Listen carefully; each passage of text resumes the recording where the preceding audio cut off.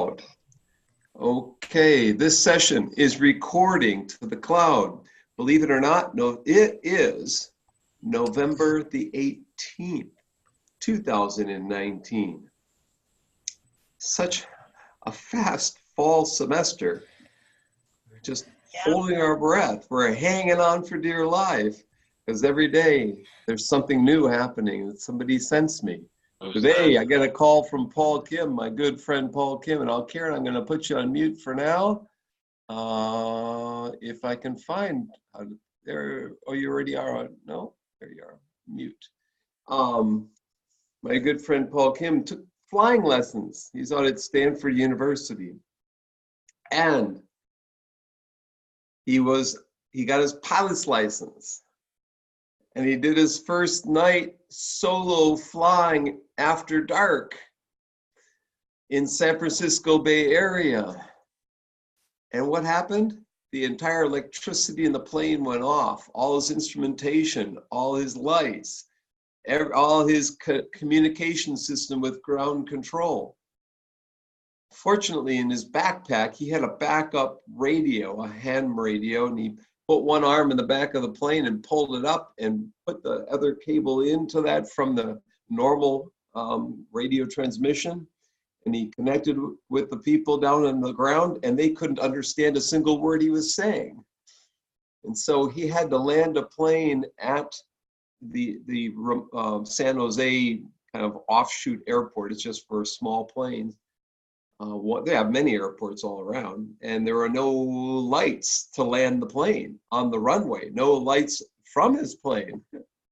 All he could see was 3 red lights at the front of the runway, and he could see the highway, and he just followed the highway down and landed the plane without lights. Amazing story. The reason I mention it, he is the most well-known, or one among the most well-known people in the field of AI in education and mobile learning and literacy training. He's a big guru in educational technology. We could have lost him last night. I was trying to get him to come to the IST conference, annual IST conference here in Bloomington on March 6th, the 20th anniversary, but he'll be in Dubai then creating a university it's a university where they don't want people to graduate. It's a university to teach entrepreneurial skills, and they want people to start a business before they graduate. Very unique concept. Anyways, Paul has a chapter in my new MOOCs book, and we'll see Paul. I have a picture of Paul in a plane, but he has the final chapter, the definitive chapter on the future and where we're going in my MOOCs and Open Education in the Global South. Now, we're not only going to talk about the contributors to this book, but we're going to talk about the contributors to Dr. Gronseth's book. So Susie's going to walk us through what the digital platforms and tools that people use, as well as her tools and her co-editor's tools, Betsy Dalton. And in the middle, between Susie and me presenting, Meina is going to present her spaces for writing and the tools for writing at Wayne State. So we have University of Houston people with us tonight for maybe the second or third time this semester. And we have Wayne State people with us tonight for maybe about the 6th or 7th time this semester.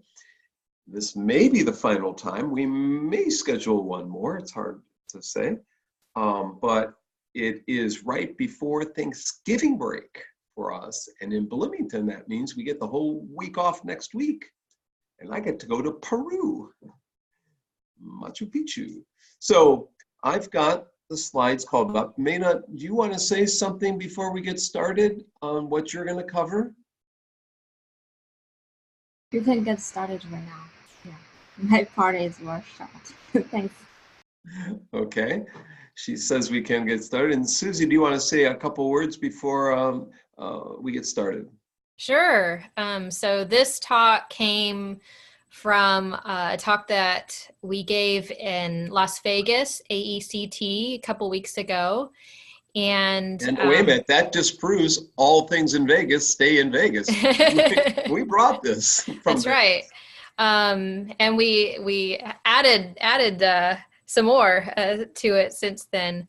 But we wanted to have a session that would talk about our physical spaces for writing, as well as the mental and the kind of like our priority spaces for writing, because we were speaking to early career scholars who are people who are towards the end of a doctoral program or just getting into their first position. And really, I stayed for a couple of sessions for that early career, and I learned a lot about, you know, just how you can juggle all of your demands, being in education, and still try to make it a priority to write and enjoy that writing space and time that you have. And so our session has a lot of stories. We wanted to show the spaces that people have and the different ways that people approach writing, so that you can start to see some themes across, but you can also see that you can come at this from different ways, that there's not just a singular right way to approach writing. You have to kind of find your own best way. Two things, Susie. One is people should write in the chat window ideas that they resonate with.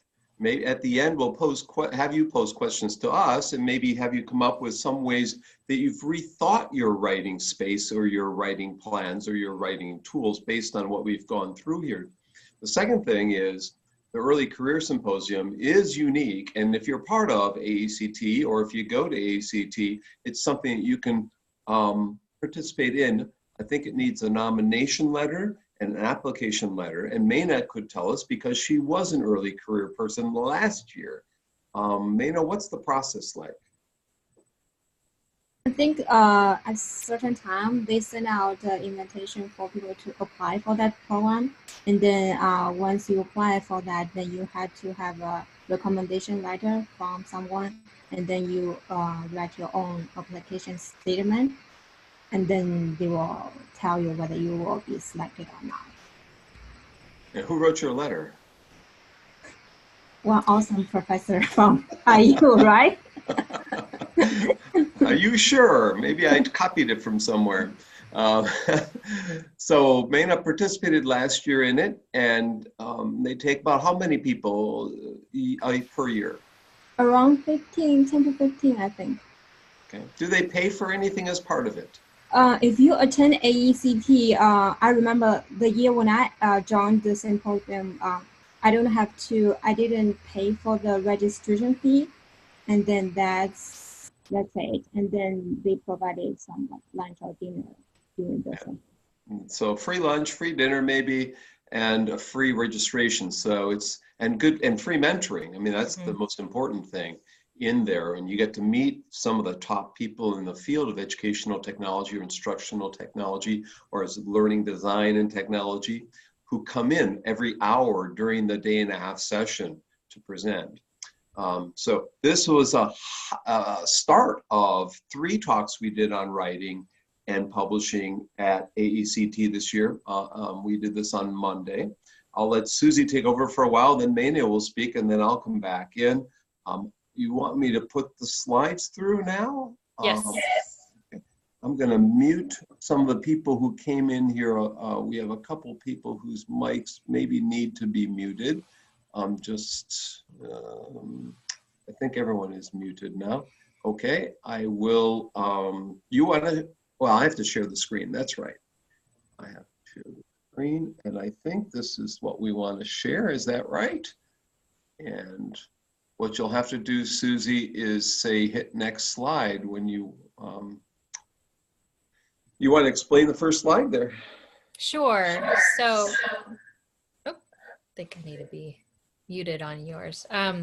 So the talk was inspired by this book called The Writer's Desk, and my colleague here at University of Houston, Mimi Lee, became full professor recently, and as part of that, she selected a book that would be featured in our main campus library, and she selected this book. And so it's a really neat book. It has pictures of writers over the years. Trying to think of some of the, Stephen King was in there, Piaget, a lot of different popular writers and their writing desks, like actual pictures of their desks, and then a little bit of commentary about it. And so that really got me thinking, this was back in the spring,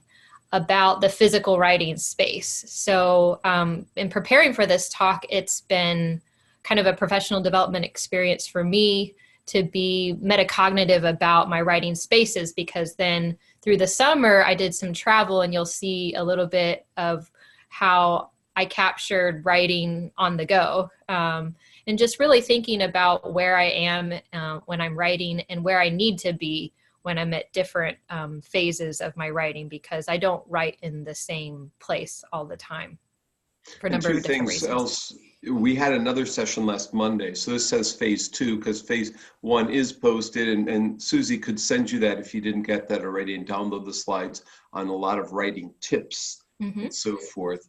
And the others, the co-authors in our book are listed in there. Elizabeth Dalton with Susie's book, and the other 3 people with my MOOC's book. And so we've got some short bios there. If you download the slides, you can get our bios and our emails and send us an email. But the other, and there's Susie and Betsy getting ready for our session from the Grand Canyon, from the road trip, from home in Rhode Island where Betsy was. But the other people whose desks are featured in here, not Einstein's desk, although his was mucked up. Jill Kremens was the editor of the book, and she's a photographer.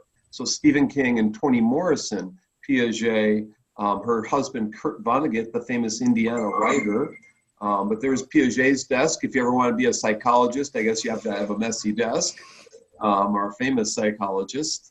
I guess that's put constructivism to a whole new light if you can find what he's looking for on that desk.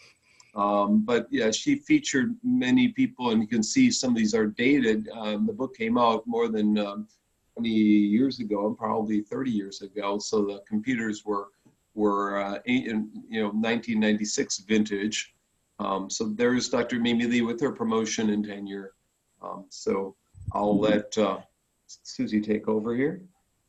All right. Let's see what the next slide is. There you are. Oh, there I am. Oh, great. So I'm a clinical associate professor, which means that I do a lot of teaching, and scholarship is not necessarily a traditional part of my position, although I've been able to renegotiate that and build in scholarship into my regular work. And so I do teach mainly at the graduate level here at the University of Houston in our Learning, Design, and Technology program at the main campus, and then also in our Health Science Education program with Texas Medical Center. So here are my typical writing spaces, my office and home. I try to find a balance, and I find that I do a lot more writing away from the office, because the office is great for collaboration and developing new ideas, but a lot of the grind has to happen away from that, and where it's quieter and I can have more alone think time. So that's just, you can see 2 monitors are kind of essential for the editing part. And when I'm looking up literature, it's nice to have, the article on one monitor and kind of my note taking on another. If I had, sometimes I'll, at my office, I have 2 monitors. I'll set up my laptop and have a 3rd screen so that I can, have all of them kind of at the same time. And that helps me kind of start piecing together different sources to see themes across them. Let's go to the next one. So, but writing has to happen really everywhere for me in order to get it done. I do like going outside when I can. This is our fountain by our building, and some coffee, which is essential. That does help kind of get things going for me. You know, when I'm traveling, that's a great, if I'm not traveling with kids to occupy, that can be a great couple of hours that I can work on proofing a draft or something, you know, just put my headphones in and get that done. But it could be anywhere. This third picture is a cafe in Doha, Qatar, you know, and just trying to capitalize on whatever spare moments I have to get it done. So I guess the common theme is that my laptop, I take my laptop with me and I can get it done. And Doha's where you used to live. So. Yeah, I used to live in Doha, but I was flying through there this past summer, coming back from going to and from Tanzania. So had a layover there. Travels a lot. Yeah. There is and Tanzania. So here's Tanzania. So I had a 6-hour plus bus ride between Kilimanjaro and the university where I was speaking at. And so I pulled out my laptop and got a couple hours of work done on a manuscript there with a nice view. And it changed from Kilimanjaro area through kind of some plains area into the jungle, which was kind of interesting. But I wrote as long as I had battery power on my laptop. And when the battery died, then I was done. So I do the same thing kind of here where I'll go out to a park and I'll work as long as I have battery life on my laptop. I'll set a hotspot on my phone and I'll work on cloud-based documents there. A lot of times I'll shut off the email and just focus only on the writing. And it's really nice to have that space. It's kind of a treat, you know, to go and I have that and set that intention and go to that space and I work on this particular phase of the writing. Perhaps it's something that I've had motivation issues to get started on, or I've just been stumped and I just need a change of scenery. So different tools. This is a screenshot on the left of how Betsy and I set up the organization for the editing of the book. We used Google Drive because Betsy is in Rhode Island and I'm mainly in Houston. And we had 47 chapters and across 8 sections. So I created this table that organized the different drafts and where they were. And we did peer review kind of manually where we put them all in Google Drive and I first took away any kind of identifying information by the authors and then uploaded the documents in Google Drive and gave it a public URL and then sent that to the peer reviewer and vice versa. And so this table helped track the manuscript link and then who it was sent to and when we got the revised manuscript back. And then Betsy and I did another review of that draft. Most of them got 3 reviews. Some of them got more than that. And then the link to the final version, which helped me. At the very end, I had to download all of those and zip them into a folder to send to the publisher. So when you've got a bunch of different files, it was nice to designate where that final version was. So you can kind of see our folder structure on the right. Plans and goals, you can go, yeah. So the left is just sort of my calendar. I mean, I have a lot of different things that I'm responsible for and having to do. And so I have to create space. For me, I do better writing in the morning, sometimes even before everybody gets up. When I was working on the book, I tried to set my alarm for 4 a.m. and I would get 2 hours of writing done, up to 2 hours before the kids started getting up. So that was sort of how I built in space into, you know, up on top of what I was already doing, because working on the book was in addition to my regular work. So I had to create space. So that's how I stole a little time there. Then the middle part shows places that you can find some inspiration, different calls for chapters and articles. And but the thing is, you have to decide, am I going to say yes, yes, yes, yes, yes, yes, yes, or how about no? You have to decide what's the best thing for you. You can't just say yes to all these different calls, like this would be great to do this chapter and this article. You have to know what your limits are and prioritize. And so there's this kind of negotiation between intentionality and opportunity. You can set your writing goals for the year, but it's great to still have some flexibility that if there are some opportunities that are within your area of interest, or might give you a good chance to collaborate with somebody that you've been wanting to collaborate with, have some flexibility that you could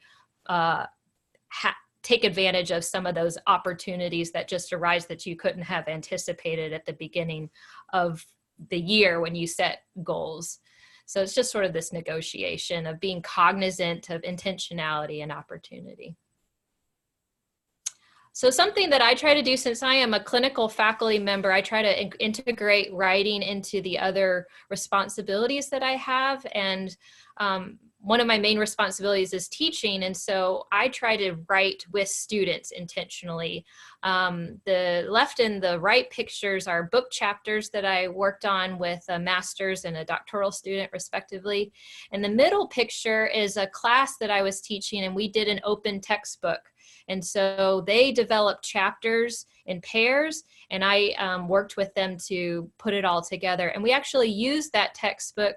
This was a graduate class, but we used the textbook in our undergraduate instructional technology course now as the textbook. So it was a meaningful assignment that they could work on, and it helped, me do writing with them.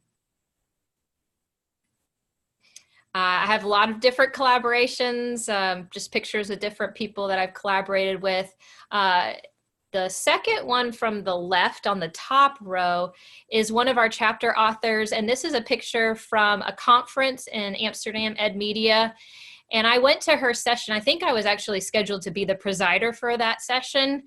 And I thought what she was doing was really interesting. And so I asked her to propose a chapter for our book, because we had our call for chapters that was presently open at the time.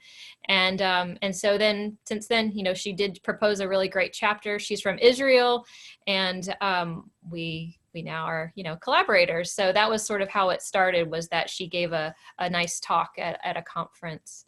I was there at that conference, and I may have met her. Would you know her name? Shurboim Shorts. Shurboim Shorts. Yeah, that's right. Yeah. Shur Shorts. She works for the Center for Educational Technology. Right. In Tel Aviv. Great person, yeah. Yeah.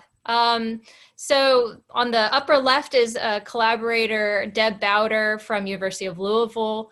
I actually cited her in my dissertation and came in touch with her through CITE and ISTE, and she's a great person. And so when I was thinking, let's do Ed Media, who wants to put papers together? So she responded, and she and I developed 2 papers together. She was first author on one, I was first author on the other. And she was second author and I was second author. So that's how we got kind of like double bang for our buck, is working together. And we met every month kind of developing those papers. So that was a really neat way to, work together. A lot of different collaborators. You recognize the guy in the lower right? Yeah. We'll move on. So celebrations. This is something that I'm trying to do more of intentionally, is once, something does come into print, is to having some time to celebrate that and not just move on to the next thing. So the left picture is Juanita Aber. She graduated our master's program. We did an article together in Tech Trends last January, and so there was a call for recognition of mixed methods studies, and I submitted it, and it got second place from the Division of Distance Learning. So, awards can be a nice way to kind of celebrate your work and get it some recognition. On the right, that's an important point, that the AECT has awards. If you go to AECT, not only early career mentoring, but they have awards. Yes, and a lot of places have awards. Yeah, that was AECT. The Flipgrid paper? This paper was GroupMe, a study we did on GroupMe. Okay. And the right, so I put this picture on the right, is that this was really a way this for me to celebrate, was that I was able to send one of the first copies of the book that I received to my parents and put a little inscript, to recognize that, they had grounded a love for broadening my own horizons. And, this is for them. So that for me was made the book, worth it to be able to do that.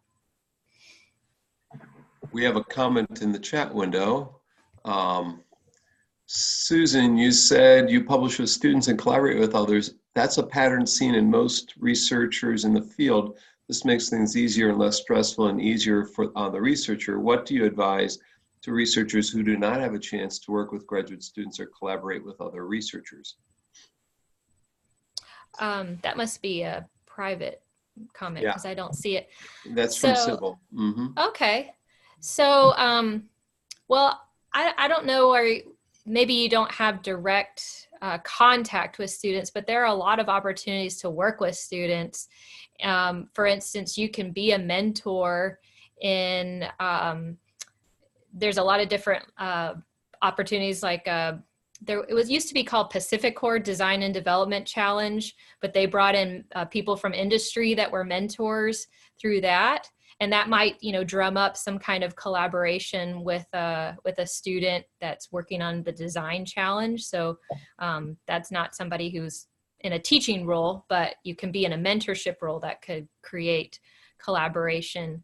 Where was that? Was it AECT? That was AECT. Conference? Yes. Yes. They called it the Pacific Core Design and Development Challenge. I think it's still around, but it just has a different name.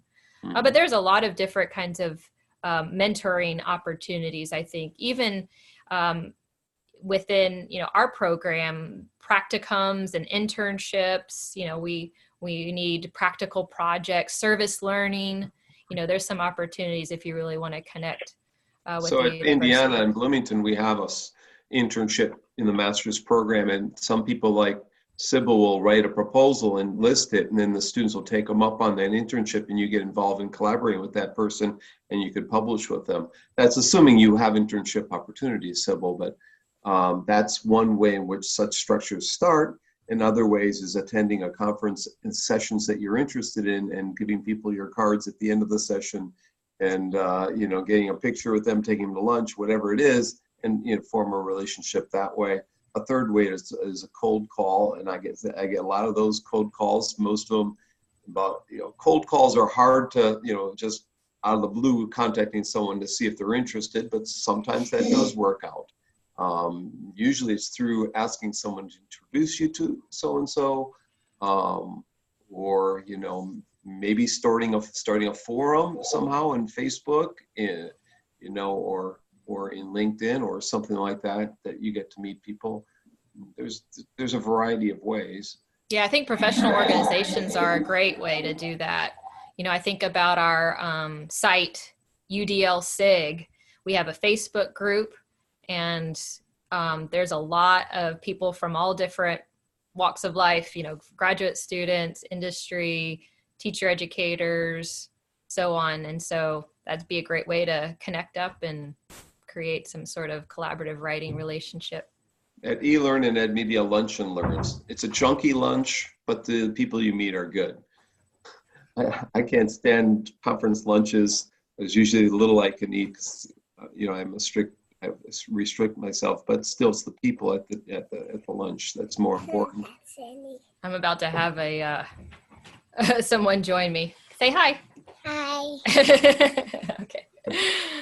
All right, so tips. Create space through beautiful design. So if you surround yourselves with things that are lovely, it might make your mood and view on the writing not seem so drab. So, don't go into the basement to write if that's not going to contribute to better mood, or do go in the basement if you have a great man cave, right?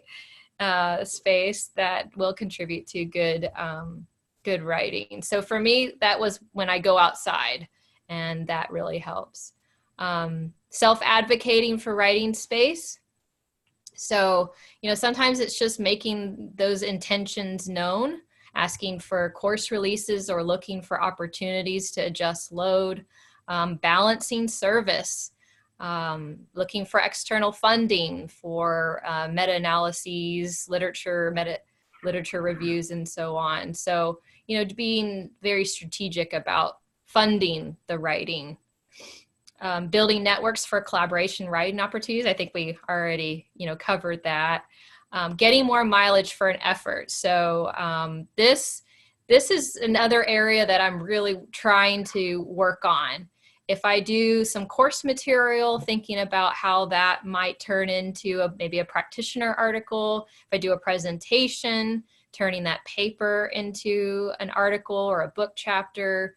I'm working on some grants right now and thinking about how we can turn the work that we're doing there into some sort of published piece, and so on. All right, so Betsy, how am I doing on time? So it's 8 o'clock, so maybe 3-4 minutes on Betsy's. Okay. And yeah. So Betsy has this lovely writing space. I took this picture about 2 months ago. I went and visited her in Rhode Island, and she has this great writing space, lots of wood, lots of great light where she can get her writing done. Go ahead to the next one. She uses a very light laptop that she can either be at that desk or really anywhere. She takes it around everywhere, and she uses Word and Excel. Obviously, I showed you the Google Docs and Drive for sharing, Google Scholar for researching, and we use Zoom as well as Google Meet to meet synchronously and share screens when we were collaborating.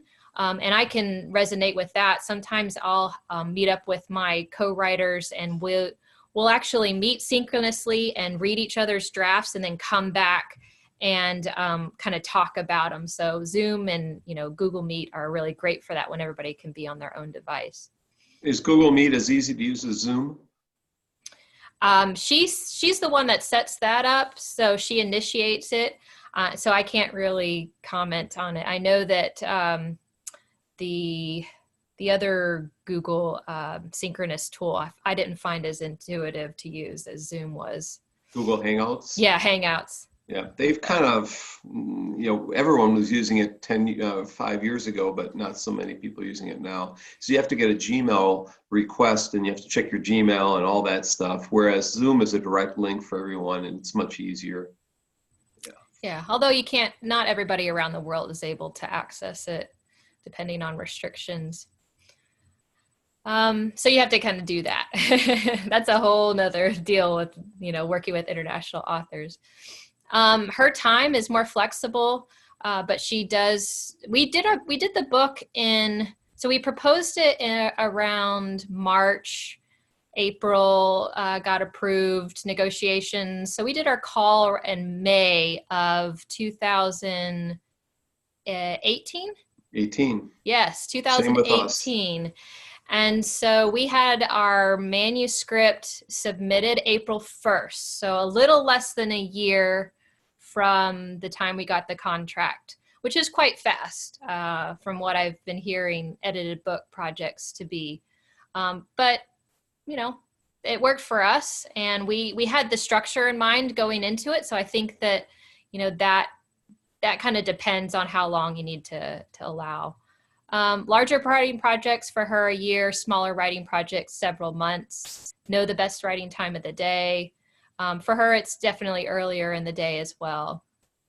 Google Calendar is great to keep track of everything. Outlines, and Curt, you'll talk probably about starter text. Just having something that you can work from and hang your ideas on, because sometimes the ideas come, all over the place. They don't necessarily come linearly. Keeping goals attainable and adjust. So. Yeah, everything's adjustable. If you have a timeline, it's all flexible. Make sure, and the publishers understand you might be a week or two late or a month late or whatever. You just got to inform of that. We had everyone in our project got sick at some point. I was the last one. We had 4 editors, and we dropped one by one right at the end. We took a little bit longer than a year. the reason we took longer, it took us a long time to get a contract, to agree to a contract. In the process of getting the book has to be farmed out, the proposal has to be farmed out to people to review it, and we didn't have enough authors who weren't in, we had too many in Asia, and we had to get more in Africa, South America, and that took a little bit longer. Mm-hmm. So this is her deck, and nature really gives her inspiration. This was from Zanzibar, you know, being able to go to Stone Town, and she's done some work in India. She's done work in a lot of places, but her writing has created these collaborations all over the world where she'll go and do workshops after writing with them.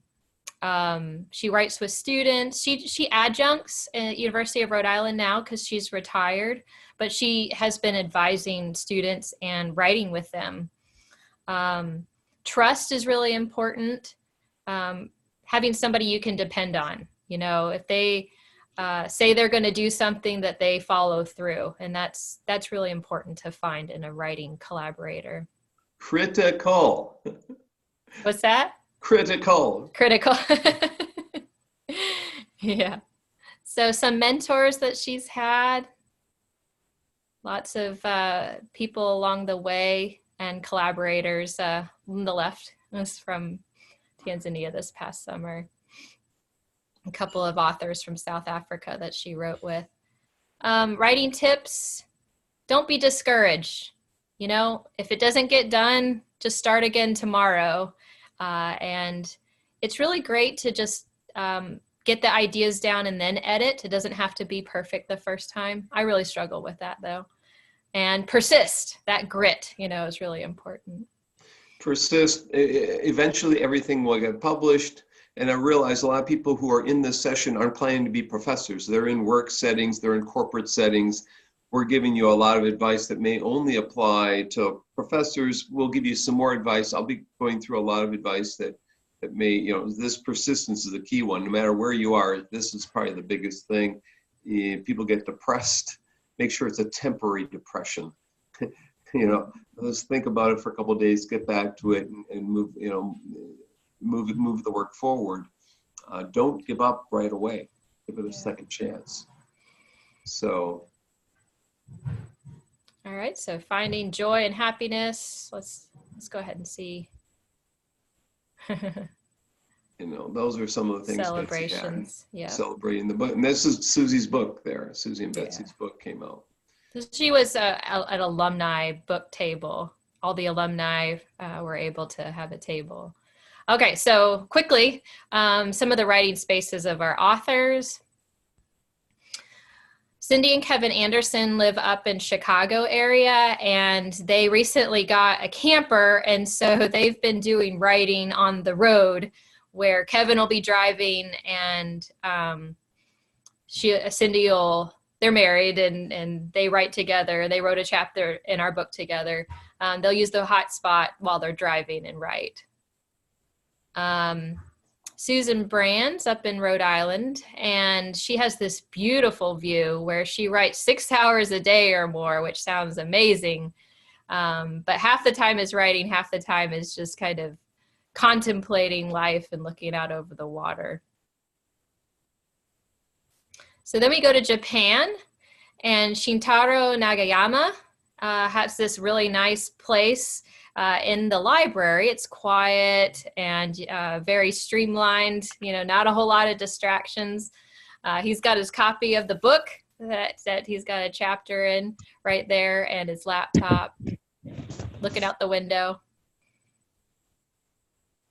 My friend Nantanoot Suwannawut, she was a doc student when I was at IU, and she's now in Thailand doing some great work there. She goes to this common area in her condominium complex that's got water, it's got a great view, and it's near the fitness room. So sometimes, you know, going for a run or working out can really help that, you know, the ideas to kind of mesh and then come back to the laptop or the writing pad to write.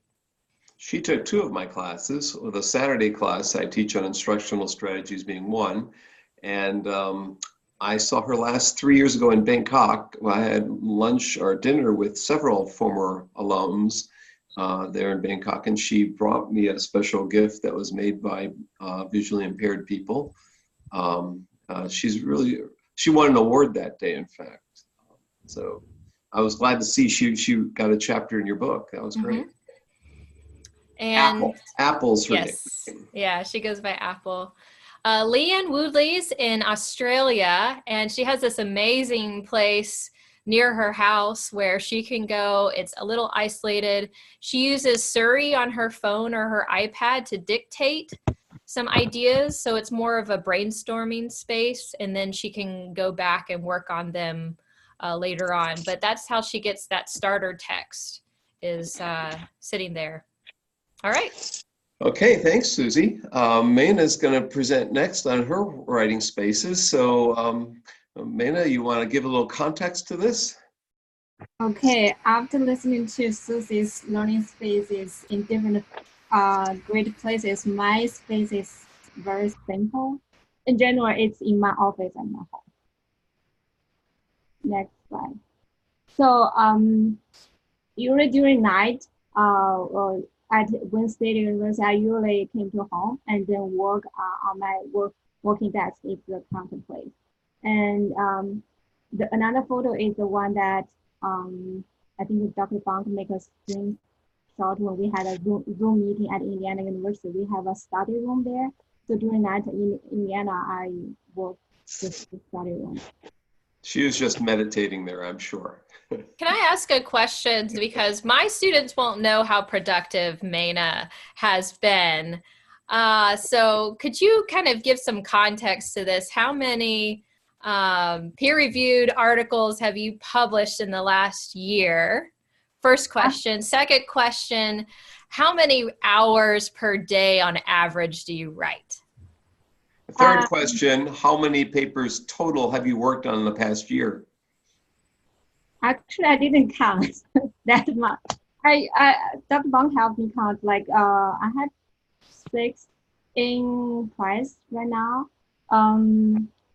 The one have already been published is maybe 4 to 5 this year in 2019. The primary reason is because some of the projects we have already worked for 3 years, maybe 2 years, and then it just this year it came out. And then the second question about how many hours I worked, actually I'm not sure. One thing, I have a very simple life, so I work in the office, or if I come home, if I don't have anything to do, I just read something or start thinking about a project. Yeah. It doesn't hurt to have a 5-minute commute by walking.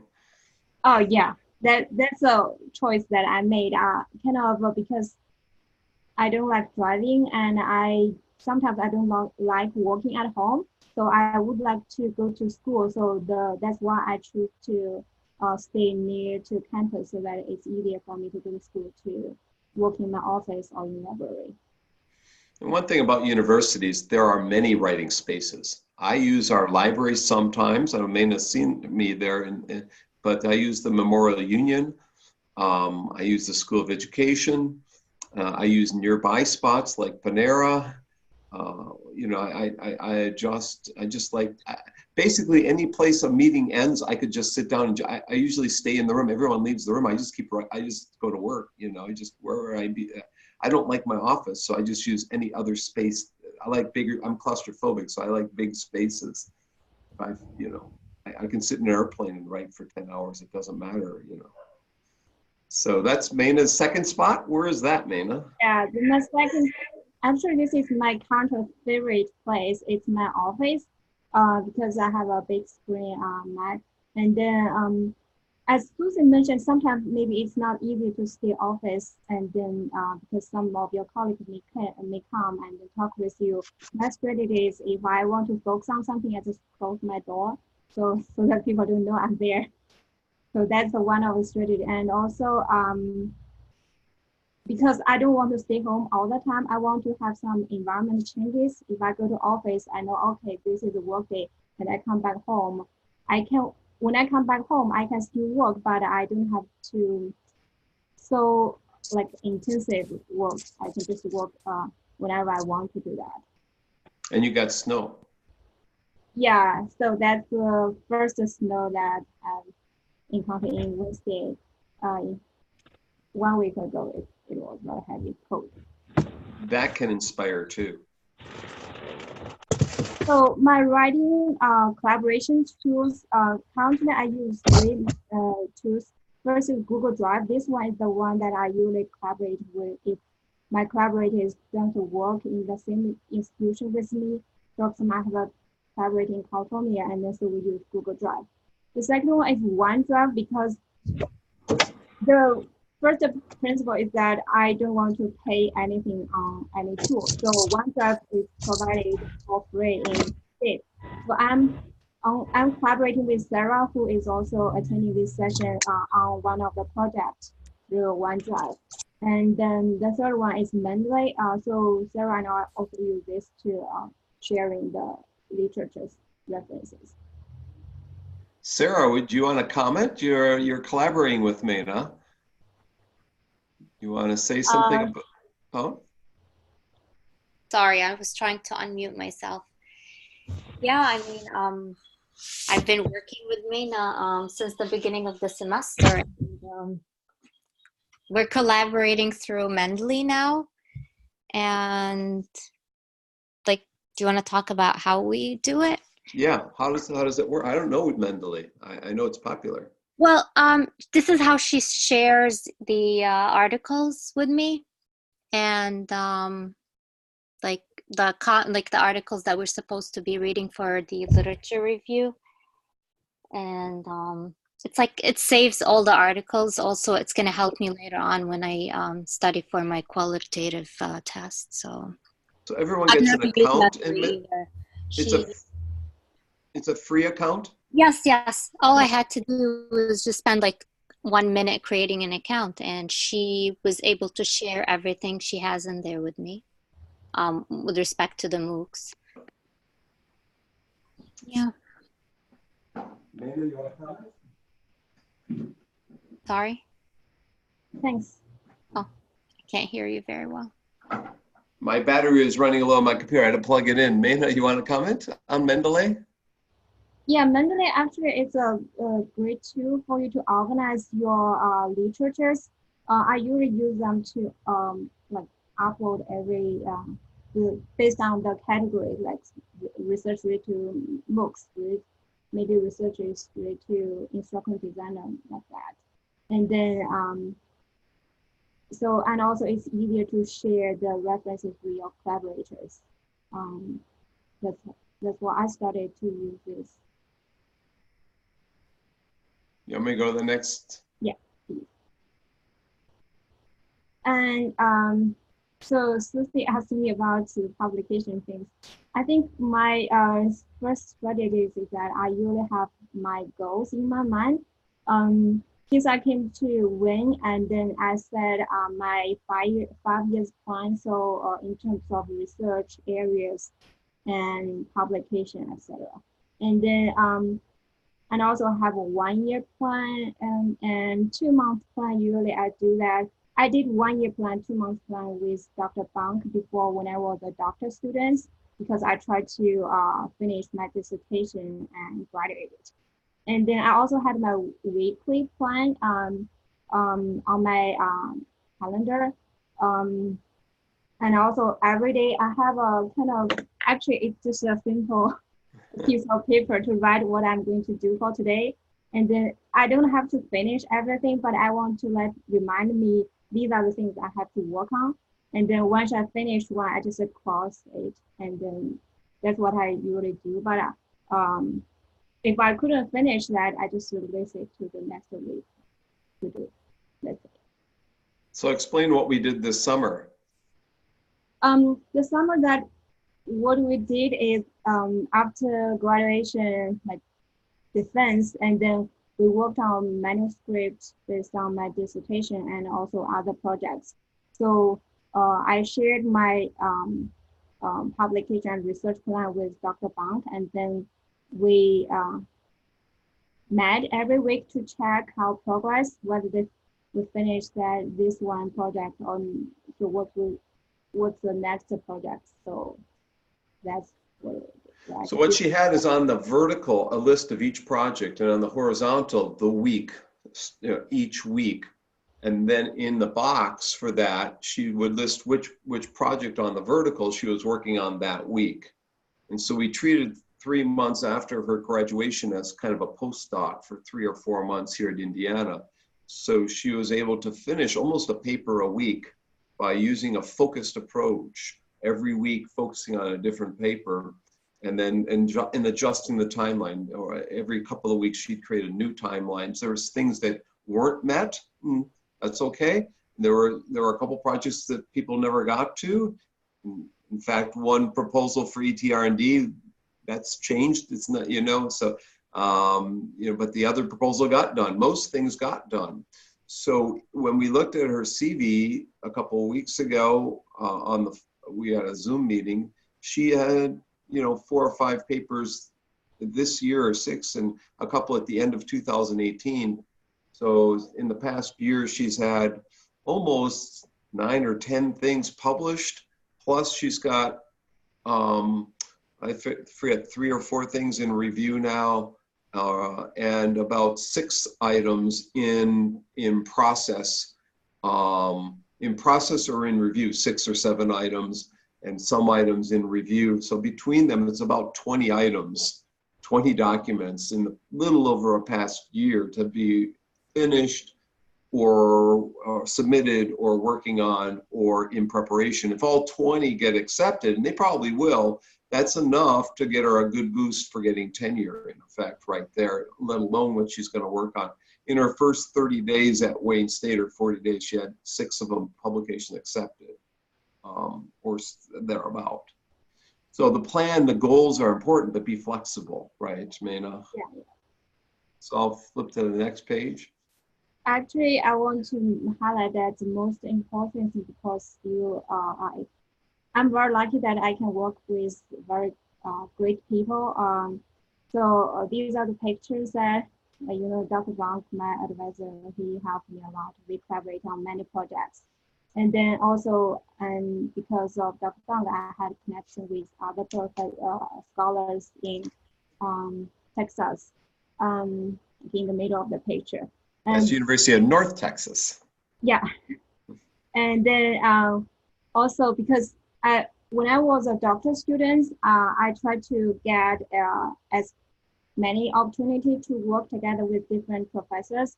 So these Dr. Kwong and Dr. O, they were in my dissertation committee, and also I worked on some projects with them. So we had presentation during AECT this year. So she's got various collaboration teams. It's not just one team that she's working on and part of or contributing to, and that enables her to present at many conferences and have an assembly of conference papers that builds a pipeline for eventual production. And she might be listed second, she might be listed first, she might be listed sixth. They all vary. Wouldn't you say, Meina? Yeah, so find the right people to collaborate with. And so Sarah, you will be in this picture in the near future with presenting. Me? Can I just share something? Oh, that's sure. Go ahead. Oh no, nothing. I just wanted to show you my writing space for at the moment. I'm literally hiding in a closet, but my kids tend to find me wherever I hide.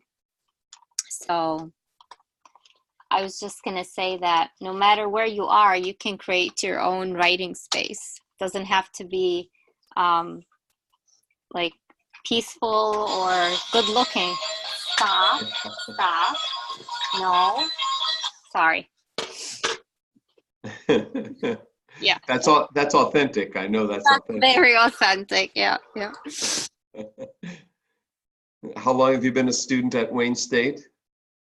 I started my PhD in 2013 and in 2016, and then I got pregnant with twins my second semester. So I stopped for a year when I had them, and now I'm back. Last year I started again. Twins. Yeah, Brave. yeah, twins, and they're 2 years old now, so they're in the terrible twos. But I'm managing.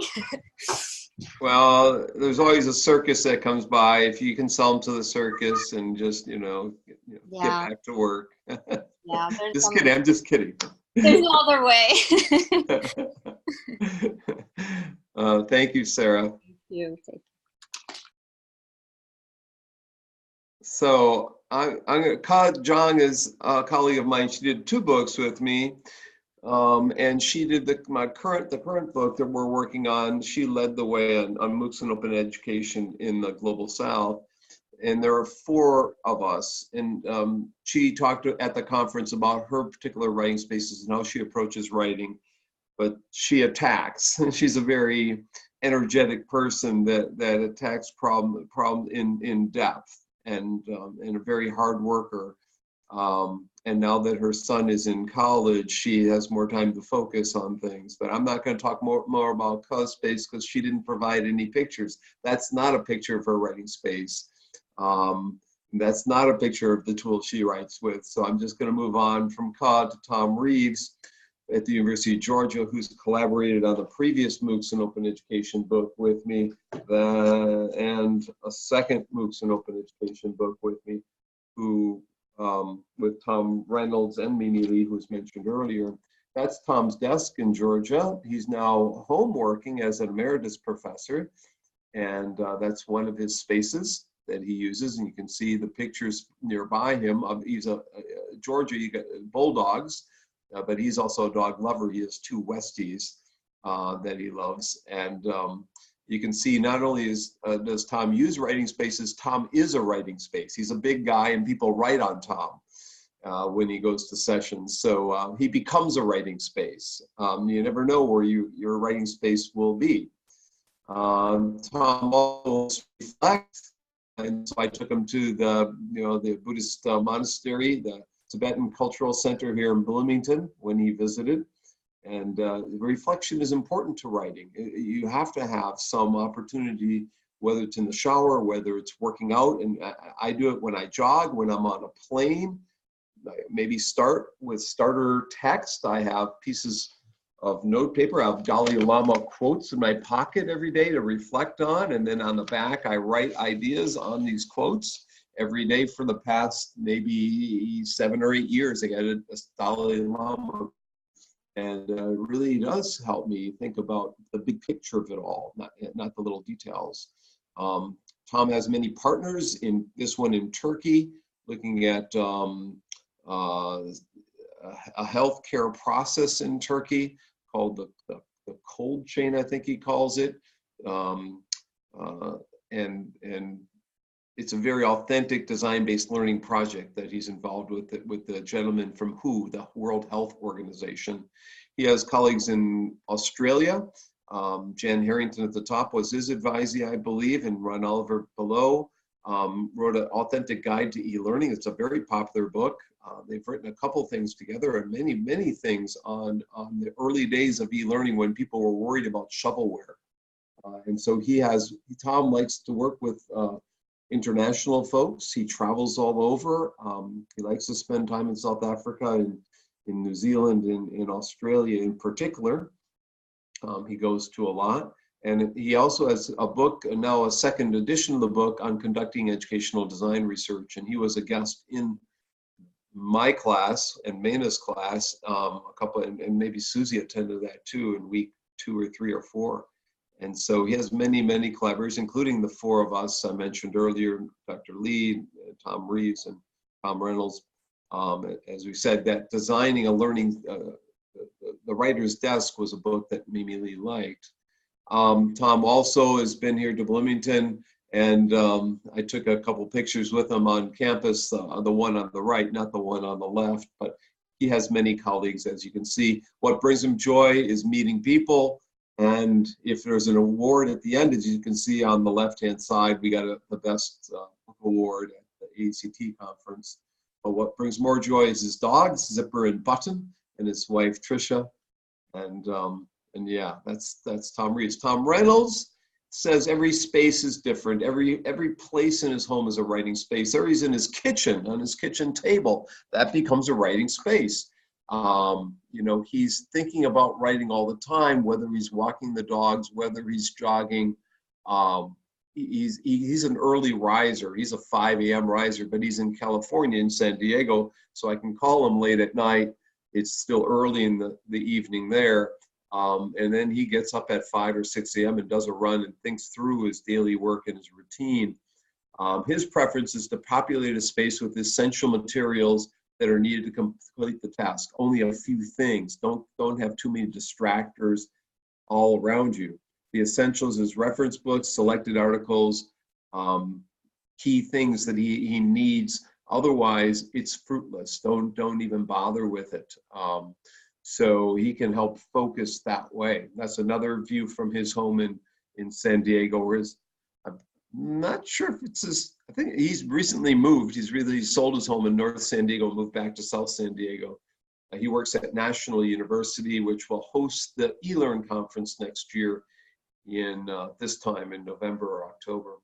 As previously noted, my preference is to use whatever locations around the house suits me. I use an easy chair, I use a patio table, as writing is often lengthy and demands this is the true statement here, it's hard on your body to constantly write. The desk I have right here, right now, is not, I'm gonna stop for a second, see, this desk is a manual desk. I can pull down my, so that's the space in the upstairs bedroom up here. I normally am downstairs, and it's much messier than this is.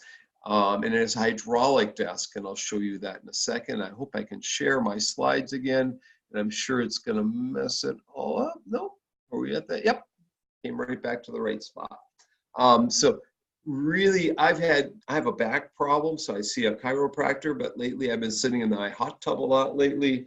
That helps. Change your environment, because I'm one who could start at 8 in the morning and write until 3 the next day in the morning, and just at the same place. But lately I'm suffering from sore feet from standing so much. So I've gotten inserts on my shoes. You have to think about your writing space and how you're going to adjust your body, because if you write 13, my record is probably 10,000 words in a day. The record of my mentor, Brian Ford, is I think 15,000 words in a day. I'm not positive. I'll show Brian Ford here in a second. There we go. He says he has 3 things he needs: a good lamp, a handheld device for quick searching around and file transfers, and a fairly large laptop screen. He has those 3 things, he's good to go. He writes from his bed. We often have Zoom meetings, collaborate, and Tom's sitting in bed reading a manuscript. I'm at a university where he's on a faculty, and each June they have a faculty development plan, an FDP, for the coming year. The plan contains the planned scholarship or research, teaching, and service. It serves as the blueprint for a calendar for the whole year. We have a productivity report in Indiana that's due in mid-January. At the end, they have an optional window for other, and in the other column, people often put the projects they worked on in the past year and what they plan to do in the current year. You don't have to do that. If you go on probation, like every once in a while someone might go on probation, you might be asked to do something like that. As noted in his plan, once you've committed to something, it's easier to plan for. Humans are goal-driven creatures. And when you have that, as Meina said, when she had her chart for the summer, it became a lot easier to meet the goals because she could review it, she could see it, you could visualize it, you've got a schedule. I've got an old paper planner sitting in my pocket. Every day I can review this thing and see what I have, what I've got coming due, and and who I'm committed to working with for a particular day. I map out, a whole week there. That's for a conference, but I could do that for a book chapter and so forth. I've done that since I was an undergraduate, and I don't use the digital planner because I'm on digital. I'm on the computer so much.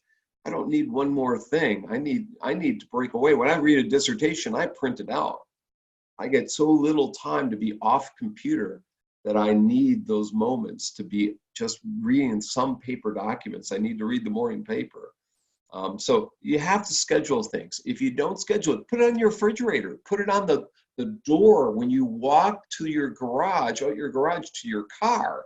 If you have your goal statement up there, that's probably the best place you could have it. Or put it or tape it on the steering wheel of your car. If you own a car, put your plan right on there, and every day you're driving, you can be looking at your plan. Okay, don't get in an accident. Karen's driving right now, don't get in an accident. Collaborative partners are really important to Tom. They are the ones that get things done, taskmasters and managers of the work. You need to have someone on your team who's going to be a project leader, a project manager, someone who has verbally strong skills to work with the book publisher or to work with the editors. It's important to have someone who's going to stand up and have some gumption. I've taken a number of stances in both of our MOOCs books with our publisher, and I told them when I didn't think, things were working out so well. And Susie's had some. You want to comment at this point, Susie? I was thinking about yours, where you said, so how many pages is your proof? And I said, 300 and some odd pages. And you're like, well, that's what mine is, but how many words do you have? And then we found out that yours was in 6-point font. We had 30,000 more words or whatever it was. And I'm like, so this it was is not going to work. It was supposed to be this size of a book. It ended up being an extra inch bigger around a little bit. And they were able to get it to the normal size font. Someone seriously messed up. Different things have happened. We have pictures in every book that we work on that's edited, and sometimes they're missing the picture, and sometimes they're out of order, or the bios are out of order, or the title, the preface and the foreword of our book, I like at the front of the book, at the top. Most books put, or the authors of the foreword or the preface, they put them at the bottom. Acknowledgements, in this particular, the new book, I wanted them at the end. There was a reason I wanted the acknowledgements at the end. But most books, they have them at the beginning. Some do at the end. Publishers follow a script, cookie cutters. They want the vanilla bland kind of book. And I was reviewing a proof for an article that's going to be coming out, I think January, just this past weekend. And there's 2 figures in it. And somehow they had the same image in both figures. And this is the final proof, before it goes to press. And I'm like, how did they not see that this is the same exact image in both figures? So that was one of the corrections that we had to make. But, these things happen. They do. And you would imagine they want to change. Often, I've had 4 chapters deleted from a book because the publisher thought it was too long, and ended up being one of the chapters was the most popular chapter. We made it available online, so we put it in the next book. They've changed titles. They want to change the title. They thought my Electronic Collaborators book was a Nazi spy novel, and so they didn't want that title. But actually, Electronic Collaborators, I kept with it. I pushed for it.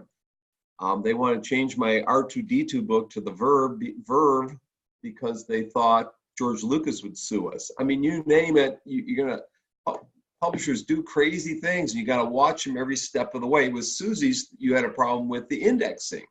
They made a heck of a lot of mistakes. Ours had no problems with indexing. It's pure perfect. So you never know. Buy The Craft of Research. Good book, The Craft of Research. You can buy it used very cheaply.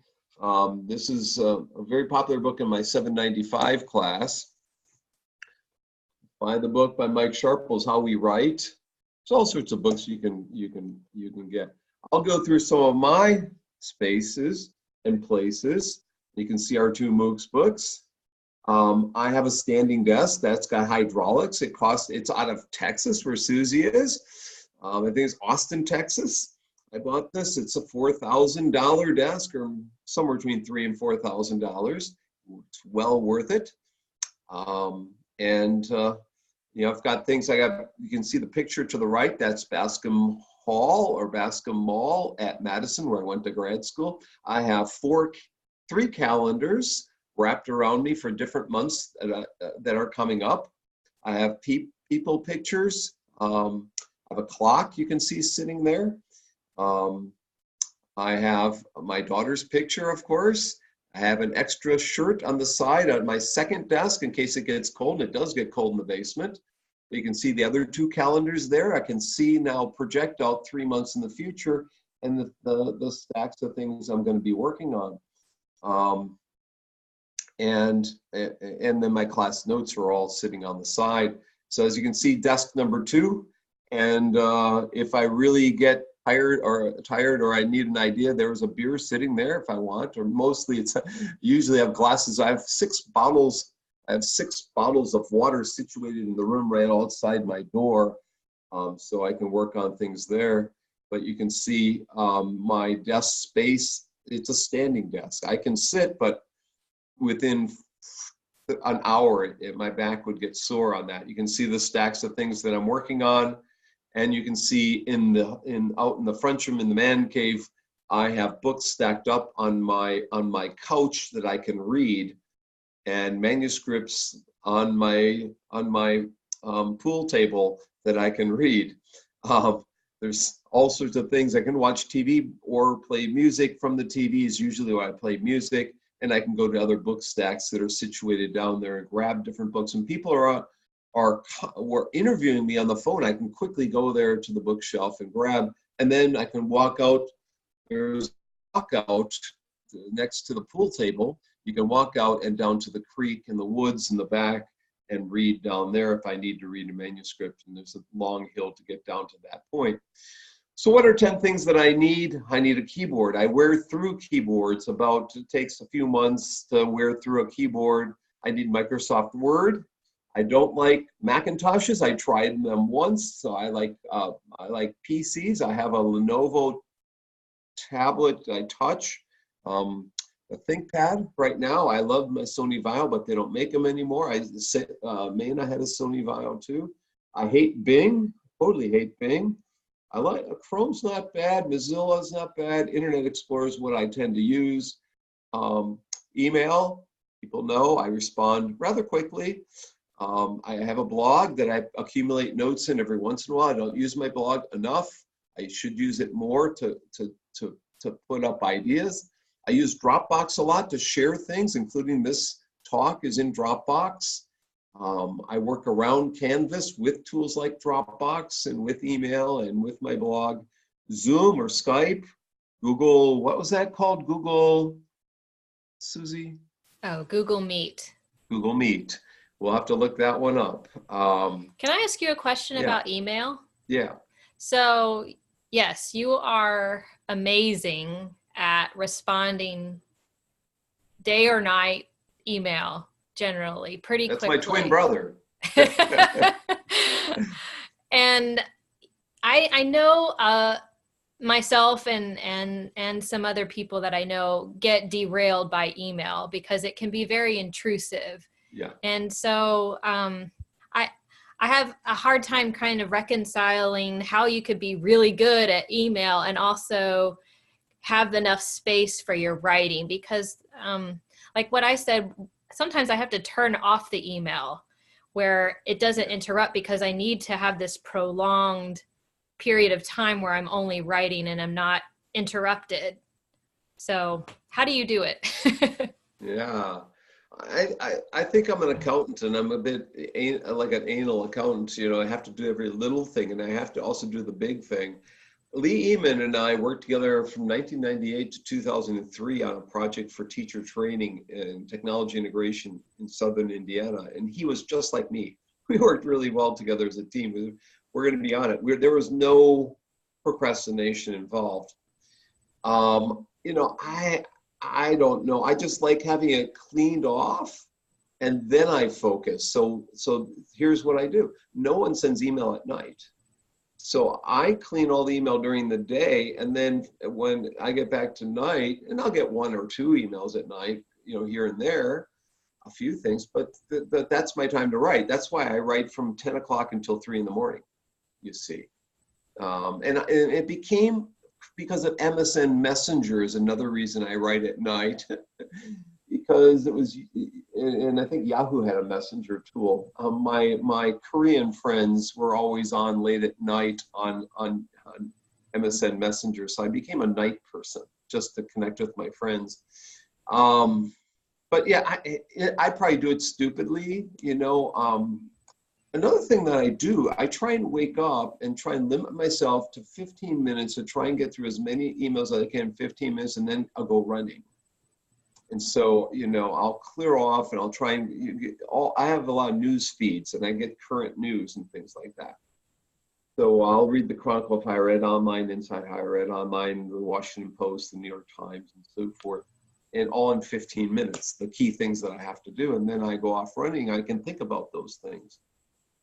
And then I'll come back and address some of the other email kinds of things. But yeah, weekends too. People don't do many emails. So weekends, and really from 10 o'clock till 2 in the morning, 3 in the morning. Blue pens, I don't like black pens because everything's black and you can't distinguish it. So it's gotta be blue. I have a monster syllabus for emerging technologies that has everything in it. When people ask me a question, I can go to the monster syllabus and find it. So it's a current thing, but I'll only do it one more time, that class, because it's so hard to update. Future me, you can write a letter to yourself about what you're gonna do in the future. And I showed that on last Monday. I showed Future Me, futureme.org. You can write your expectations, your goals, and you get an email. Curt, did you meet your goals that you set for yourself? Oh yes, I hope you did. There's my keyboard as an example of wearing off keys.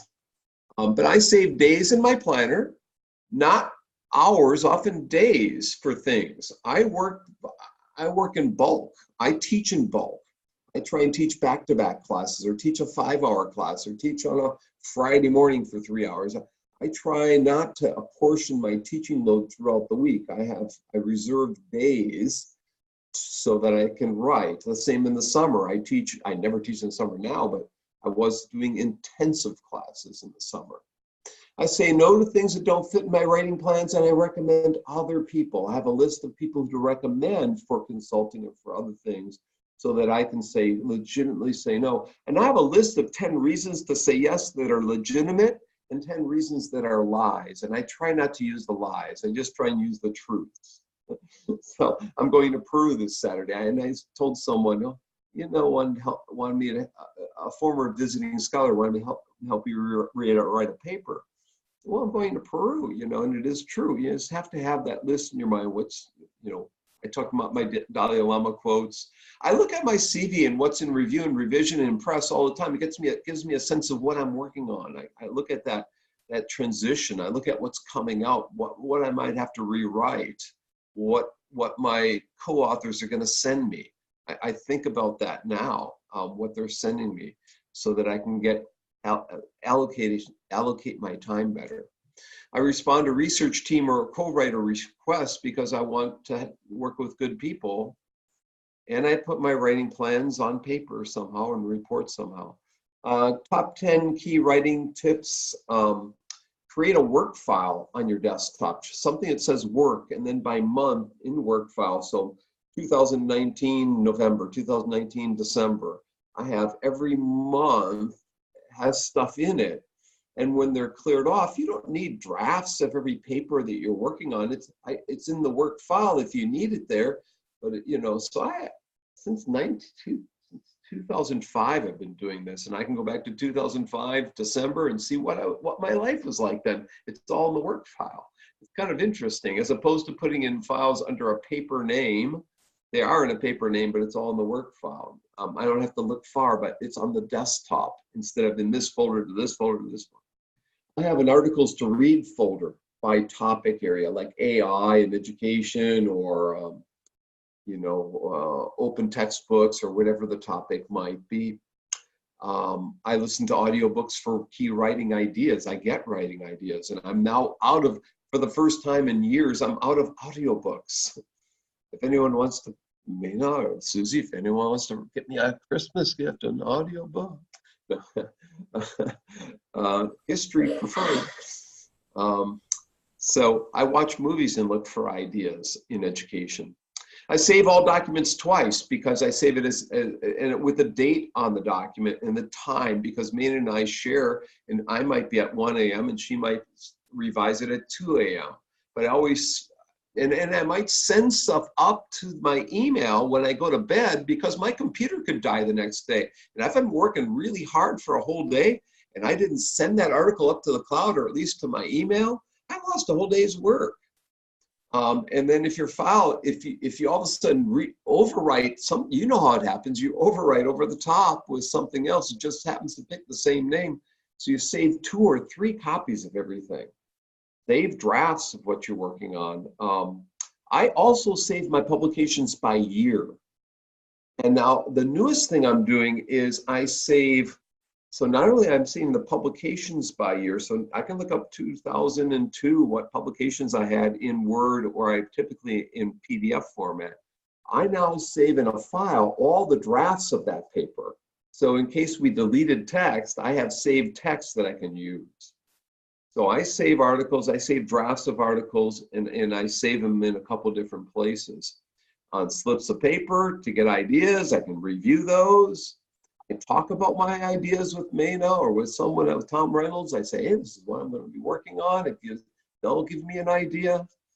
I clear my email. Here's Susie. I clear my email and my to-do list, and then that frees my mind because I have no email.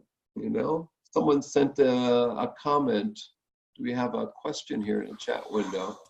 No, that was just me. Okay. I saw a funny but true quote recently, getting back to the saying no. Yeah. Says, why procrastinate tomorrow when you can say no today? Sometimes an opportunity scorned is just a deadline spared. Why procrastinate tomorrow when you can procrastinate today?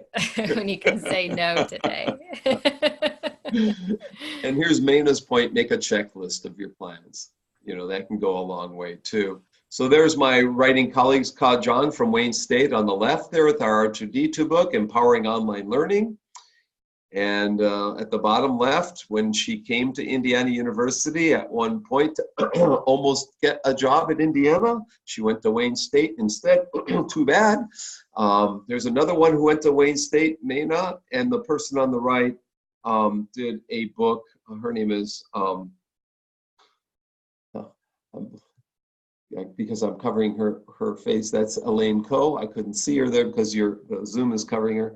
She did the book on motivation online that's free. Michael Thomas there on the right next to me is a graduate of Indiana University, and we're with Brian J. Ford, my mentor, who's the former head of Mensa in the UK. He's a Cambridge professor, but he didn't finish his undergraduate degree. He's one of the world's smartest people, wrote a book on secret weapons in Nazi Germany, wrote a book on the future of meat, wrote a book on this intelligence of a single cell, and his new book on dinosaurs and whether dinosaurs are aquatic creatures. He gives me advice on writing. I give him advice on online learning. He came to my talk when I was in the UK in 2005 on online learning, and we became friends. He was interested in online learning. The British government funded him. They gave him $100,000 to learn about online learning and write a report. Maybe it was $100,000. It was a lot of pounds.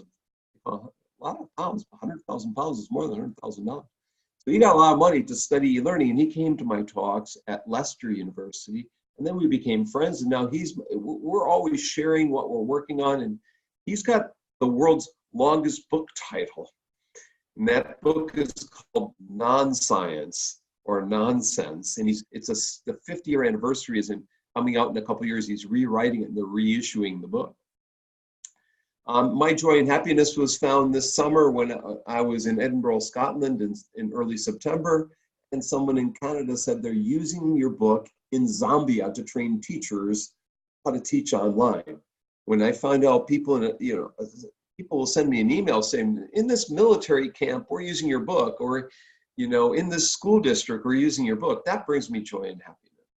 So some of the spaces of our writers include in Melinda Bandelaria, who wrote in Susie's book, her writing space, her grotto, and her goldfish in the Philippines. And I've been outside her house. She's driven to her house near Los Baños, between Manila and Los Baños in the Philippines. I never got invited in, so I didn't see the space. I was stuck in the car with everyone else. She had to pick up something or other. It was about 7 years ago. This is Edgar Gonzalez from the Inter-America Development Bank, with his backyard writing space, his favorite space with Bump the Cat. We have Jing, from a good friend from Thailand in Bangkok at the Thailand Cyber University, talking about the best space for her is where her kid goes to sleep, is where she writes from.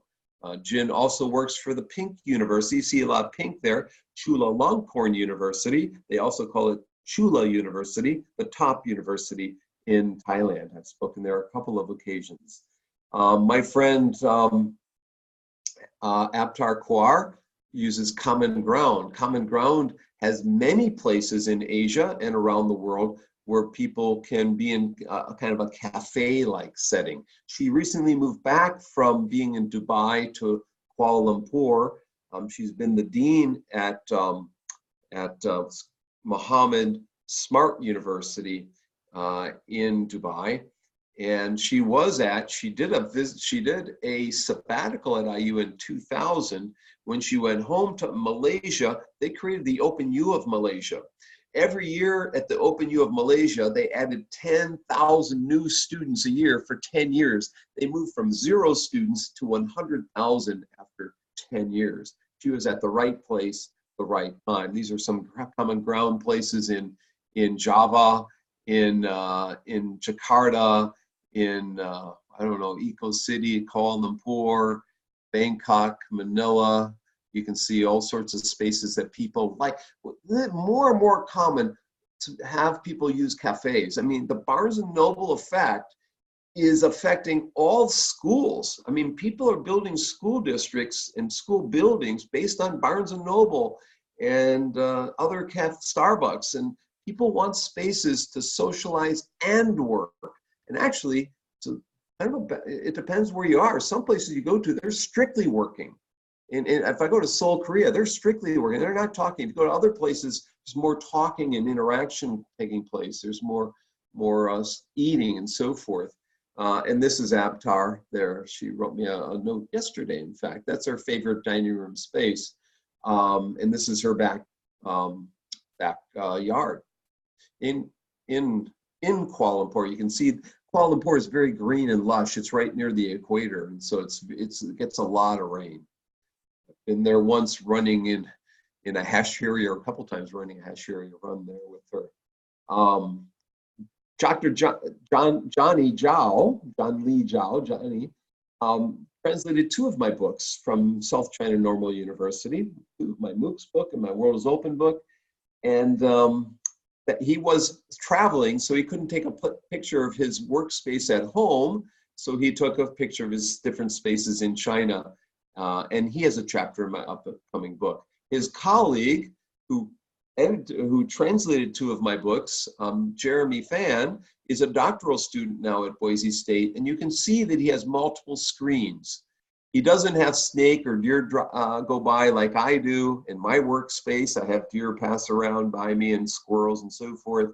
But Jeremy more importantly, has multiple spaces that he can juxtapose what he's working on with prior documents and other documents and databases and other kinds of things. And Mendeley, as Meina pointed out there.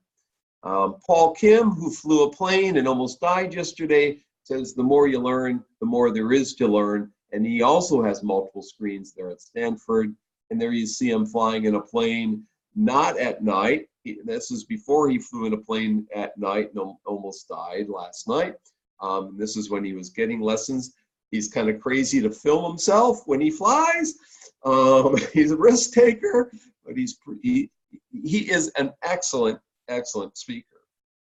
Definitely, he's now developed a tool to analyze questions and has a database of millions of questions. So he can analyze the level of questions kids are asking and the level, it can ask questions at different levels. So he's trying to help literacy skill in the SMILE project. Look up SMILE.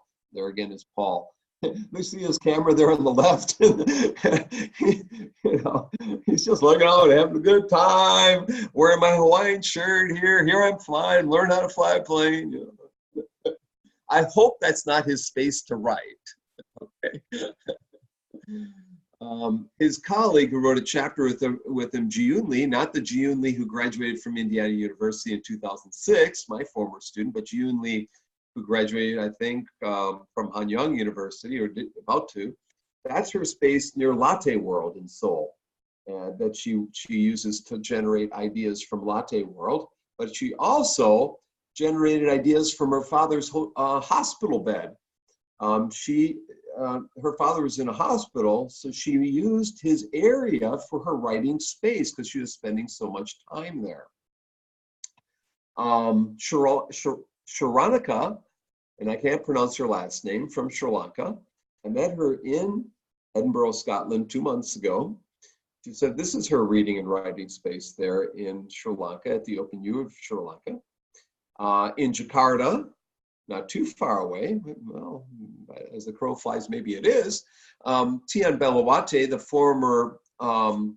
former head of the Open U of Indonesia, which is 750,000 people. She started as a very low-level recorder of transcripts and moved up to be the head of the entire university, just like Melinda Bandalaria in the Philippines. The former president of the Asian Association of Open Universities, the International Council of Open Distance Learning. This is what her desk looks like, and gosh, that looks pretty nice. That woodwork there looks really nice, and this is her, Tian Belawati, working there. Friend her on Facebook, she's a good person. All these people are a great person. TV, I can't pronounce his first name, so he goes by TV, Pramheker. He built the MOOC kit, a kit to develop MOOCs to help farmers in India who don't have heavy bandwidth. It's a low bandwidth transmission of MOOC and online learning contents. He said this is his writing space there in India. He's developed all sorts of computer apps because he's a computer programmer at the IITs, are like the MIT they're the MIT of India. Also in Kuala Lumpur, just like Abtar Kawar, we have this, her former student who's now a dean or in charge at University College Fairview in Malaysia, near Kuala Lumpur. He says a divine action is where, and I can't read this quote because my thing's covering this up, a divine place where ideas are put into action. That's his space. Mahabali writes for the Chronicle of Higher Ed. You might have heard from Mahabali. This is her space that she uses. At night and early in the morning, she's on her phone to write. In a car during her commute, she has a driver. She's at American University of Cairo, and she's taking her kid to school. She says, I took these pictures just now. File names are in Arabic because I'm using my driver's phone camera. It's a privilege to have someone drive me to work while I type my papers up. My daughter's book, she was just reading it this morning, in the morning, shows from some of the angles here. So she's got her daughter sitting next to her there in the car. In Cairo, also her colleague in Cairo, Nadine Momad, God, I can't pronounce that. She says she does most of her writing in a cafe. It's called the Mojo Cafe. She gets her mojo. She sits at the table at the bottom to the right corner when she was writing her chapter for the book. Did I skip one there? Tiago Soares in near Brasilia, San Jose dos Campos. He's, the University of Brasilia. He's the UNESCO chair of distance learning. And that's his little writing space. He has his dog next to him there. You can see his outdoor space there. He says, sharing my writing space with you will be an honor. I have an office space at home, but I actually work from a desk in the backyard. Our dog Lisa is always around to help in case I get bored. His colleague there, actually Tel Emel is the distance chair. I have to go back a space. Tiago is his assistant. I messed up. Tel Emil is Tom Reeves' former student, and he's a professor of education at the University of Brasilia, where he coordinates as the UNESCO chair of distance learning. So one of his coffee shops that he uses there. Balaji works for the Commonwealth of Learning in Vancouver. Balaji, whose last name I can't pronounce, he's the director of technology and knowledge. He moved to a new apartment in Vancouver. It has a small table, and that's the space that he's confined to. Michael Mayrath, formerly of the University of Texas, Austin, created many companies in the past and worked with a famous guy named Chris Davey at Harvard on virtual worlds as a postdoc, but has created companies on virtual textbooks for statistics, and now is created Tiber Health System in Puerto Rico to train doctors. Has also created Node for training people in East Africa to get them job skills, working with the corporates to reskill and upskill people to get hired in corporate settings. That's his workspace, and he wrote a chapter in the book.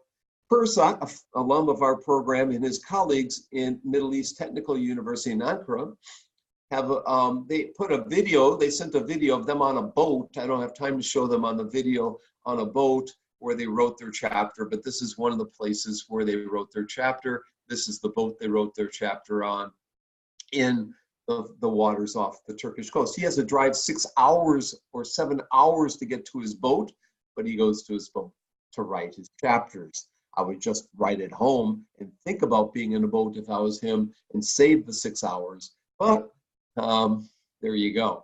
My good friend Sheila Jaganathan from the World Bank likes to use the Innovation Lab at the World Bank, and she's written chapters for my Handbook of Blended Learning. She's written for my MOOCs in Open Education book, and now my new MOOCs in Open Ed in the Global South. And they're doing phenomenal things at the World Bank to help people to learn about climate change, about financial family planning, financial management, poverty, all sorts of issues that she teaches via MOOC. Like Balaji, also at the Commonwealth of Learning is Sanjay Mishra, who ran the conference I was at in Edinburgh. He says, here are 2 boring picks for you. And I know I'm going to be the celebrity at your conference from these boring picks. He writes many pieces on open education. He writes, and they're free. This guy is amazing. And when I met him in 2008, he had long hair, like an Indian guru who's sitting up in the mountain. You want to go talk to the guy. He's gotten a haircut, still a cool guy. I can connect you to him on email, or just go to Commonwealth of Learning, COL.org, and download his free reports. They have many free reports.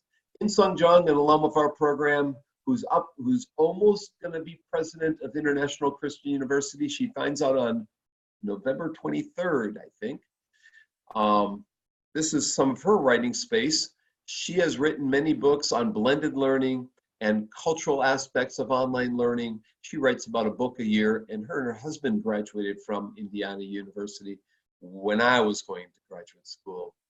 And that's what her space at International Christian, and when she goes to the cafe.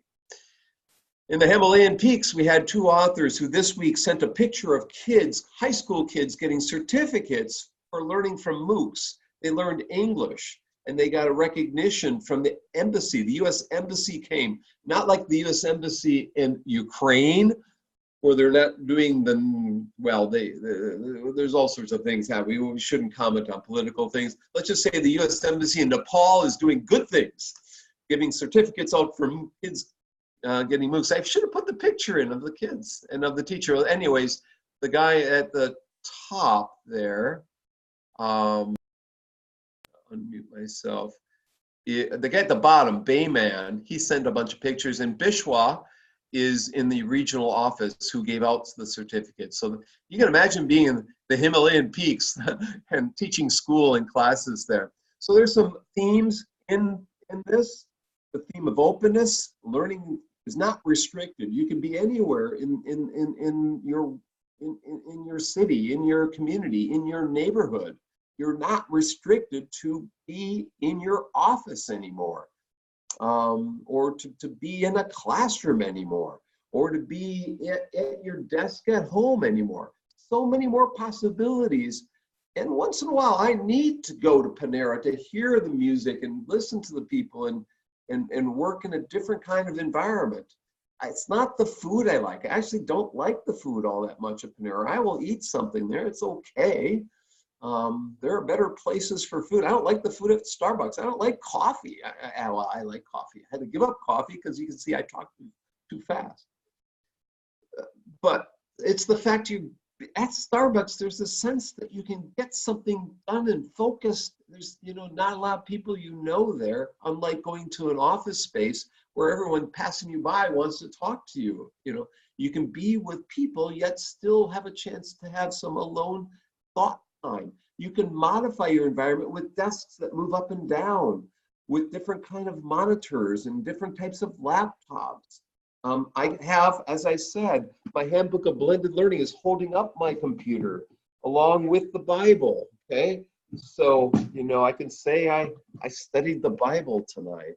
This is a Bible study meeting. Some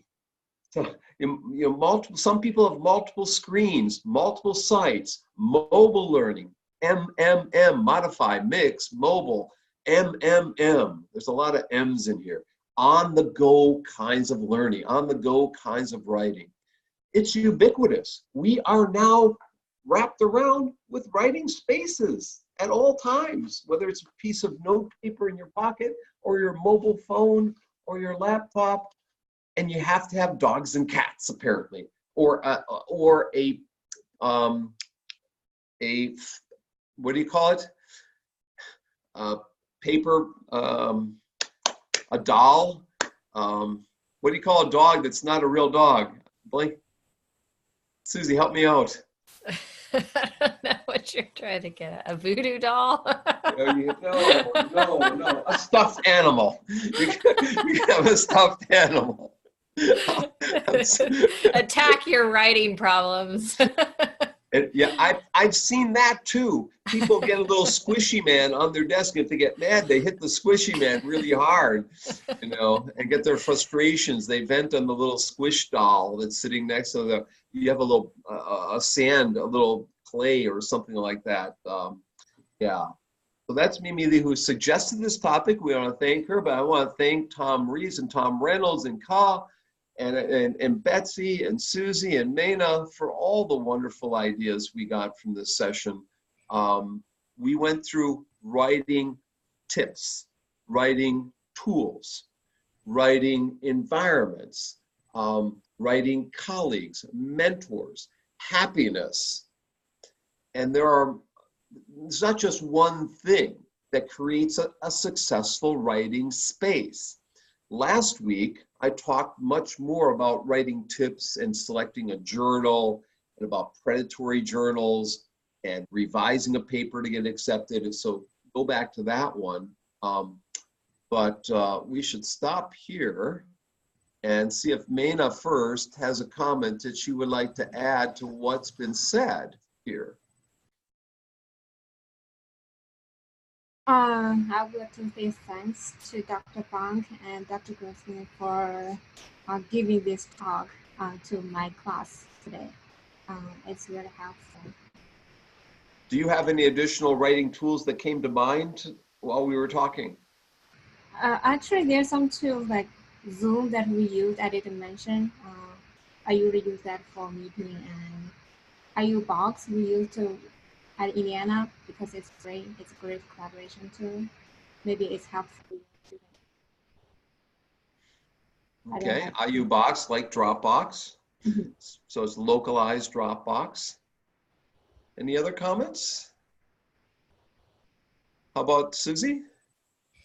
So I was thinking about, Meina mentioned Mendeley for references, a tool that, and Betsy mentioned Google Scholar, but I use our online databases through our library a lot when I'm writing and I'm trying to think about Well, I use them for a number of different things. Like this evening, I was working on a grant proposal and I was thinking about the overview part. So what is the need that this proposed project is supposed to address? And so I was looking in the literature for some recent research, and then as in that article, what is the stats that people are referencing? And then I could know, because it's in a content area, it's in cybersecurity, which is not my content area, but I know pedagogy. So it's education that I'm applying to this content area, but I had to go into the literature to kind of inspire some sources that I could then look for. So having access to databases is really great. Or if I get stuck, I'll just start reading. And I guess there is a caution for that. So don't get caught in just spending all of your writing time reading.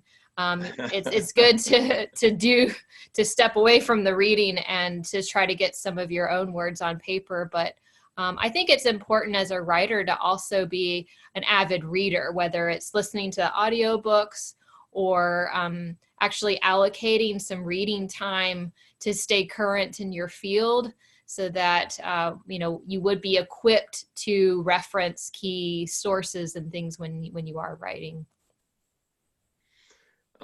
Any audience people want to ask us a question? Now's the time.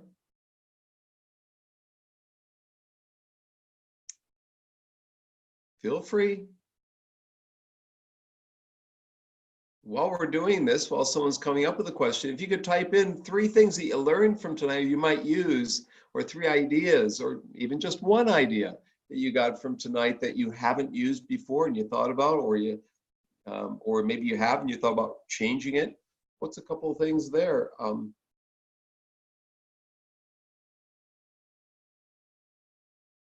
Anyone have any ideas? And Jung-hoon is on vacation. Where are you, Jung-hoon? Your email says on vacation. Yes, I'm in vacation at home now. You're taking a vacation at home? Yes.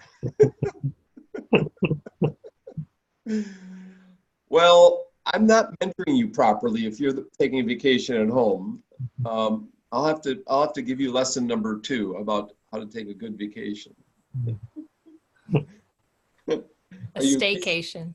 A staycation. Are your kids at home? Yes. Well, can't you send them to their grandmother or something? Are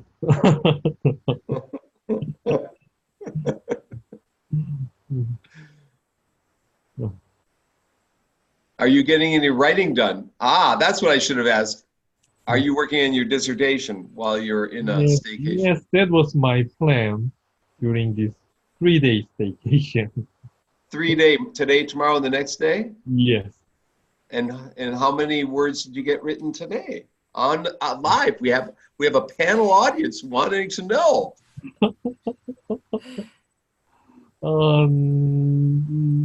0. Ta-da! You still have. The night is still young. Yeah, you're correct.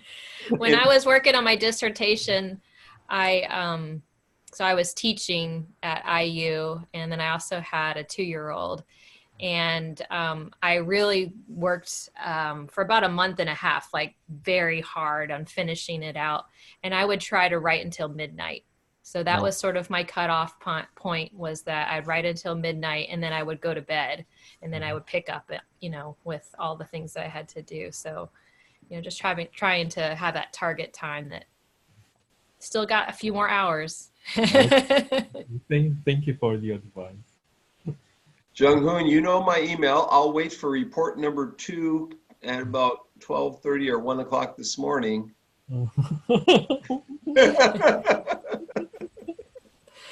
Another thing that I did to fuel my dissertation was that I would write in one room, and I had a chocolate bar, a Ghirardelli chocolate bar in another room.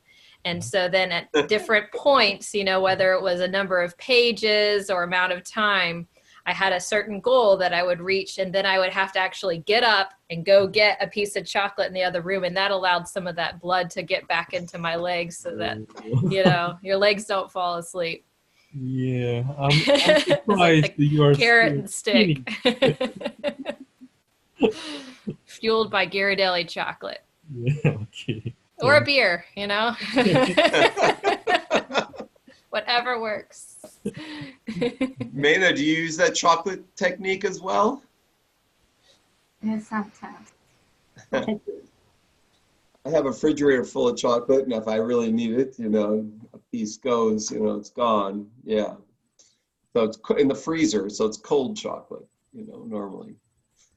But right now I've been eating too much of that chocolate, and so between conference fat and eating the chocolate, you know, every day is a new pound, it seems lately. One more pound. Yeah. We Well, talked about that Grant fat. Grant the other fat. day. Susan was- says, yeah. I enjoyed hearing about the tools in balancing reading and writing. I was curious to hear just the sheer volume of writing being done. You know, between editing a book, which was 30 chapters, and Susie had 47 chapters, I have 10 articles that are published in the last year, and 11 now in review, and 2 coming. It's over 50 manuscripts I've worked on in the past year. It was too many. It was too many. Just try and get, the goal is 3 in a faculty position, work on 3 significant things a year. And sometimes you can get 4, 5, or 6 significant things. A book becomes a different animal. A book is an edited book is something you devote your life to, yet you can walk away and it's everyone else is contributing to it. It's kind of, you know, and then you can walk back into the book and your whole life is consumed by whatever it is you're writing, maybe an introduction to it or a preface, or you're writing a conclusion or like acknowledgments. Well, you know, all of a sudden you get back and edited book's different than writing a single authored book, because then you can't walk away. You're always living it. Did you find that, Susie? You could walk away every once in a while and just kind of forget and go work on something else for a bit, because you know you met your deadlines for the edited book for now. You've met the deadline, and now you can work on a couple other things in your life. Yeah, definitely. But what I struggled with in the edited book was really letting the author's writing style stay intact and editing just mainly for clarity and, you know, accuracy of content. And so that was something that I learned through that process, was trying, and Betsy really helped me with that, trying to not over edit so that it was their voice retained in the writing. I've not learned that skill yet. I over edit. So, you know, but I understand what you're saying. My notion of over editing, I try not to exceed that boundary. So it's still their voice, but I try and make it consistent with the way the rest of the book is written. For instance, if some words are hyphenated, they don't hyphenate them. You try and make it so everyone is hyphenating a certain word, or making it plural in a certain way, or whatever, you know, in that case. But you leave their voice in it, but sometimes you just got to take over and do what you can for the person, or it's going to be a chapter that won't get accepted. So you bleed a little bit for a few of them. I want to thank everyone once again for coming. So it's 50 minutes longer than I thought we would go. Well, actually, I thought we'd go an hour and 15. It's a half hour longer than I thought we'd go. Thank those of you who stayed the entire time. Thanks to those who are going to watch the rerun, who are going to take the URL. I'll give Meina the URL tomorrow or maybe late tonight, so that you can watch this. I'll maybe have my assistant Seth make a YouTube video out of this. It's possible. You already have the PDF or the original slides. If you don't, talk to your instructor for that link. So definitely thank you. This is a topic that's evolving, and it's been fun to talk about and show you our writing spaces and show you, in effect, you see and feel our joy and our pain, our agony and our ecstasy. And that's what writing is. Most of the time, writing is thinking. and thinking should be a joyful process, but thinking is also effortful cognition. And you know, why we procrastinate? Because just let my brain need some time off. Well, when you get in the flow, when you really get in the flow, your brain starts thinking about things most things you write, you never thought about previously. It just ends up on paper somehow, you know. It's magical, and you should all get involved in this magical process. Thank you. Meina, Susie, anything else? Yeah, I would just encourage everyone to, you know, be challenged to, from here on out, think about where you are when you're writing and what spaces make you most productive, and to make more intentional writing choices that will help you be more productive in your writing spaces, and enjoy, you know, the writing process, things that bring you joy in that. Meina? Yeah, just to repeat what Susie said, just to find the place and the time that's best to suit your own learning style or writing style. And find the right people to work with. There's 7 billion people on the planet. You only need a few who are good people. There are lots of good people. And Meina said, I'm so glad to have Sarah working with me. I know it's a good thing. So she's found someone. Susie's mentioned a few people she's found to work with. You've heard about my working with Tom Reeves and Tom Reynolds for a long time. Find those and find those people that you enjoy being around and working with, and that makes life. That is life. You know, it makes it very enjoyable. I'll stop this meeting. I'll send this to the cloud. I'll stop the recording, and that's the if I can.